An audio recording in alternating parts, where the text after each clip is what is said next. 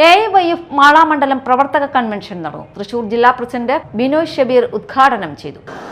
അഖിലേന്ത്യാ യുവജന federation AIYF നമ്മൾ അടിയന്തരമായി കമ്മ്യൂണിസ്റ്റ് പാർട്ടി മത്സരിക്കുന്ന നമ്മുടെ മണ്ഡലങ്ങളിൽ നമുക്കറിയാം, നമ്മുടെ കൊടുങ്ങല്ലൂർ നിയമസഭാ മണ്ഡലങ്ങൾക്കകത്ത് നമ്മുടെ കമ്മ്യൂണിസ്റ്റ് പാർട്ടിക്ക് 2 കമ്മിറ്റികളാണ്.